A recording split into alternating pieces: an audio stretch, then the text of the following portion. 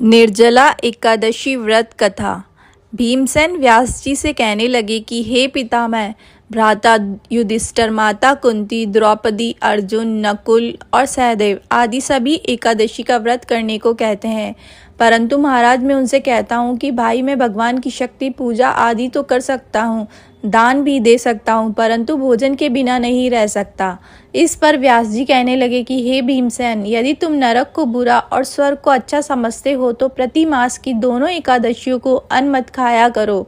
भीम कहने लगे कि हे पितामह, मैं तो पहले ही कह चुका हूँ कि मैं भूख सहन नहीं कर सकता। यदि वर्ष भर में कोई एक ही व्रत हो तो वह मैं रख सकता हूँ, क्योंकि मेरे पेट में व्रक नाम वाली अग्नि है, सो मैं भोजन किए बिना नहीं रह सकता। भोजन करने से वह शांत रहती है, इसलिए पूरा उपवास तो क्या एक समय भी बिना भोजन किए रहना कठिन है।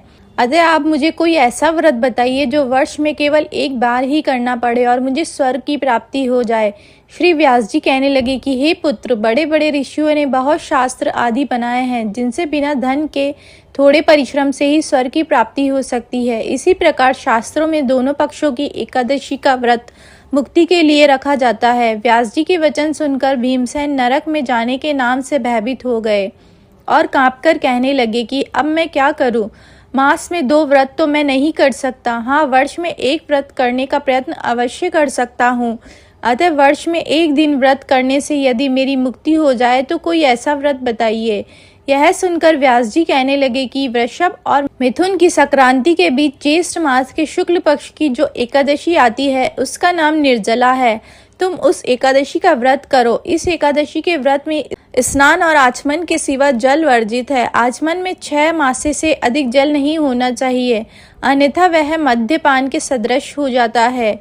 इस दिन भोजन नहीं करना चाहिए, क्योंकि भोजन करने से व्रत नष्ट हो जाता है। यदि एकादशी को सूर्योदय से लेकर द्वादशी के सूर्योदय तक जल ग्रहण न करे तो उसे सारी एकादशियों के व्रत का फल प्राप्त होता है। द्वादशी को सूर्योदय से पहले उठकर स्नान आदि करके ब्राह्मणों को दान आदि देना चाहिए। इसके पश्चात भूखे और सत्पात्र ब्राह्मण को भोजन कराकर फिर आप भोजन कर लेना चाहिए। इसका फल पूरे 1 वर्ष की संपूर्ण एकादशियों के बराबर होता है। व्यास जी कहने लगे कि हे भीमसेन, यह मुझको स्वयं भगवान ने बताया है। इस एकादशी का पुण्य समस्त तीर्थों और दानों से अधिक है। केवल 1 दिन मनुष्य निर्जल रहने से पापों से मुक्त हो जाता है। जो मनुष्य निर्जला एकादशी का व्रत करते हैं उनकी मृत्यु के समय यमदूत आकर नहीं घेरते, वरन भगवान के पार्षद उसे पुष्पक विमान में बिठाकर स्वर्ग को ले जाते हैं। अतः संसार में सबसे श्रेष्ठ निर्जला एकादशी का व्रत है, इसलिए यत्न के साथ इस व्रत को करना चाहिए।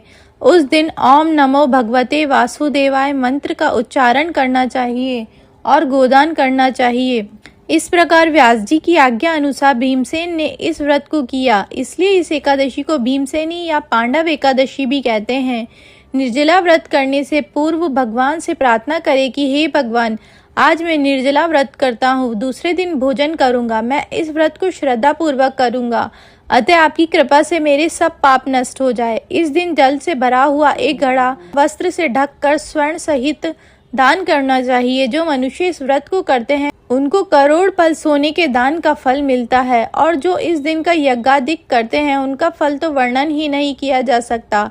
इस एकादशी के व्रत से मनुष्य विष्णु लोक को प्राप्त होता है। जो मनुष्य इस दिन अन्न खाते हैं वह चांडाल के समान होते हैं, वह अंत में नरक में जाते हैं। जिसने निर्जला एकादशी का व्रत किया है वह चाहे ब्रह्मा हत्यारा हो, मद्यपान करता हो, चोरी की हो या गुरु के साथ द्वेष किया हो, मगर इस व्रत के प्रभाव से स्वर्ग को जाता है। हे कुंती पुत्र, जो पुरुष या स्त्री श्रद्धा पूर्वक इस व्रत को करते हैं उन्हें अग्रलिखित कर्म करने चाहिए। प्रथम भगवान का पूजन, फिर गोदान, ब्राह्मणों को मिष्ठान व दक्षिणा देनी चाहिए तथा जल से भरे कलश का दान अवश्य करना चाहिए। निर्जला के दिन अन्न, वस्त्र, उपाहन आदि का दान भी करना चाहिए। जो मनुष्य भक्ति पूर्वक इस कथा को पढ़ते या सुनते हैं उन्हें निश्चय ही स्वर्ग की प्राप्ति होती है।